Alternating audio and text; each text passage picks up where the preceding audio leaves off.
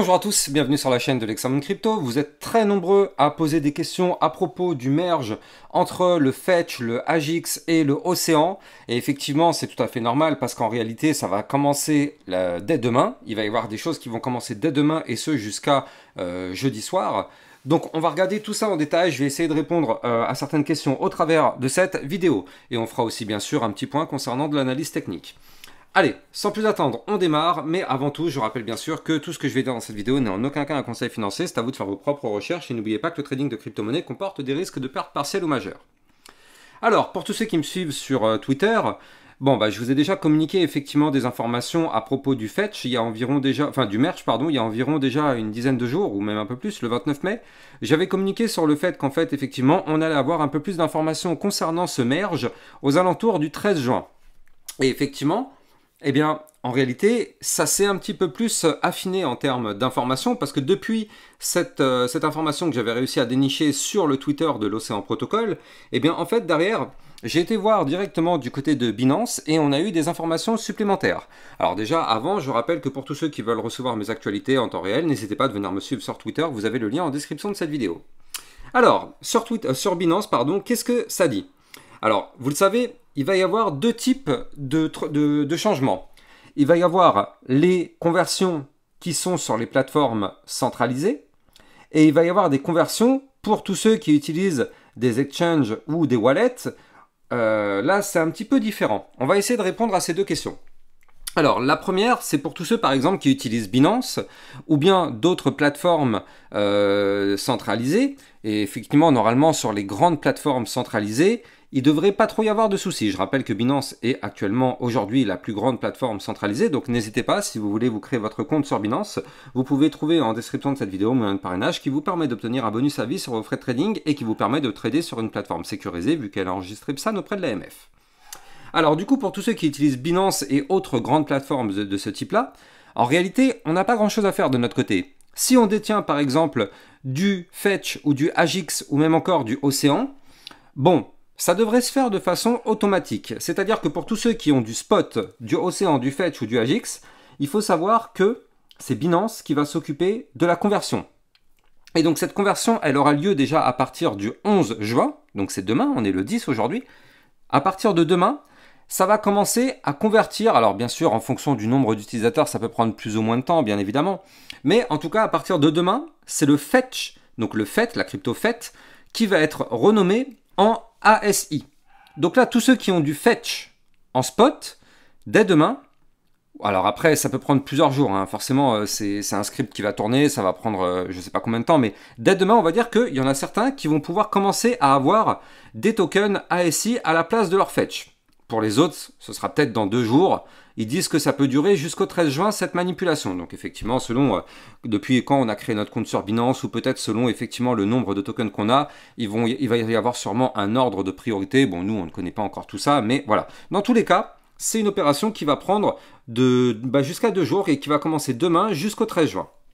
Maintenant, pour tous ceux qui ont du Océan ou bien du Agix, là, c'est un petit peu différent parce que du coup, là, ça va commencer un petit peu plus tard. Ça va commencer à partir du 13 juin. Donc en fait, si on suit la timeline, donc du 11 jusqu'au 13, Binance va s'occuper de convertir les Fetch en ASI. Et à partir du 13, mais là il n'y a pas de date de fin en fait, mais à partir du 13, Binance va convertir les Agix et Océan à partir du 13 juin, donc juste après la conversion des Fetch. Ce qui est aussi un peu logique, ça permet de découper les tâches pour éviter de faire tout en one shot. C'est peut-être un petit peu gros comme opération, donc effectivement c'est bien de découper un petit peu. Donc voilà, au niveau de la timeline, par rapport à tous ceux qui ont des positions en spot sur ces cryptos-là, voilà comment ça devrait se passer sur Binance et autres grosses plateformes de ce style-là. Maintenant, pour tous ceux par contre qui sont en trading de futur, c'est-à-dire qui ont des positions avec effet de levier, encore une fois ceci n'est pas recommandé pour les débutants. Eh bien, pour ce type de position, il n'y a pas encore eu réellement de communication qui a été faite sur ces sujets-là, mais il y a fort à parier que ces positions vont être clôturées. Et oui, ces positions risquent d'être clôturées parce que vu que ces 3 tokens n'existeront plus individuellement, du coup, comment une position en futur peut continuer de persister si le token n'existe plus? Donc, il y a de fortes chances que, avant la conversion, ces positions soient automatiquement fermées. Et si c'est pas le cas, enfin si cette position n'est pas fermée chez vous, peut-être que ça vaut le coup de regarder pour pourquoi pas la fermer manuellement avant. J'en sais rien, hein. Moi personnellement, j'ai pas sur ces trois tokens, je suis uniquement en spot. J'ai d'autres tokens en futur, mais pas ces trois-là. Donc au moins comme ça, moi je sais que je suis tranquille. Mais je pense que si j'en avais, je regarderais pourquoi pas pour gérer un petit peu autrement, pour éviter d'avoir une mauvaise surprise. On n'en sait rien, mais dans le doute, vaut mieux sécuriser les choses. En tout cas, voilà. Après, pour tous ceux qui sont en trade de futur, à vos risques et périls, il n'y a pas eu de communication sur ces sujets-là, mais en tout cas, il faut bien comprendre que à partir du 11 et à partir du 13, et ça jusqu'à la fin des opérations, il faut bien se dire que ces tokens ne vont plus exister. Donc comment une position de futur sur un token peut continuer de vivre si le token n'existe plus? Pas de réponse à ça. Ça veut dire qu'il y a de fortes chances que ce soit une position qui soit clôturée automatiquement et peut-être pas au niveau clé sur lequel vous vouliez. Donc c'est pour ça que ça va être très important de bien checker vos positions en cours et de voir ce qui peut être fait. Voilà. Donc là, effectivement, on va voir comment ça va se dérouler. Pour l'instant, c'est les seules informations qu'on a. On sait aussi que pour toutes les personnes qui ont des tokens sur des plateformes, cette fois-ci décentralisées ou sur des wallets, donc là, tous ceux qui ont du Fetch ou du Océan ou du Agix sur ces environnements-là, là par contre c'est un petit peu différent. A priori, on va avoir un outil de conversion, c'est-à-dire en gros une sorte de plateforme développée par Fetch ou par Agix, je crois que c'est plus par Agix, et apparemment cette plateforme permettrait de faire une conversion. Le problème, et ça vous le savez, c'est qu'il va falloir faire extrêmement attention aux arnaques. Parce que sur Twitter ou sur tous les réseaux sociaux, ça va y aller les liens à la con là. Il y a tout le monde qui va se lâcher et ça va vous envoyer des liens à gogo. Voilà le lien pour convertir vos fetch en SI. Cliquez sur ce lien, ça vous permettra de faire le truc. Boum, vous connectez votre wallet, on vous siphonne, vous vous retrouvez avec le bec dans l'eau. Il y a 0 €, il n'y a plus rien à convertir. Il n'y a plus rien à convertir vu qu'on vous devra tout shipper. Vous vous retrouvez dans votre toilette, il y a 0. Pourquoi? Parce que vous avez été sur un site du phishing, vous avez cliqué sur un lien, vous tombez sur un site internet qui est copié-collé du vrai site internet, sauf qu'en fait ça tombe chez le pirate, le mec vous siphonne tout votre toilette, vous vous retrouvez avec 0 et vous comprenez pas pourquoi vous avez plus rien à convertir. Bah ouais, mais la réponse elle est là. Donc il va falloir être extrêmement prudent et d'une manière générale, quand on est dans l'univers crypto-monnaie, il faut bien se dire qu'il ne faut déjà premièrement ne jamais répondre en privé à qui que ce soit. Même si moi vous recevez des messages en privé avec quelqu'un qui vous contacte avec mon pseudo ou mon avatar, ce n'est jamais moi. Mais ça marche pour tout le monde ça. Et ça marche aussi par exemple pour Océan, Fetch ou Agix, il y a des gens qui vont créer des comptes fake et ça va vous envoyer des liens à gogo. Donc quand vous êtes dans l'univers crypto-monnaie, vous le savez, vous n'êtes pas naïf. Tous ceux qui me suivent depuis maintenant plus de 2 ans sur ma chaîne YouTube, vous n'êtes plus naïf. C'est terminé, vous n'êtes plus naïf. Tout ça, je vous l'ai déjà appris 1 milliard de fois et je continue tous les jours de vous le dire. D'ailleurs, regardez ça.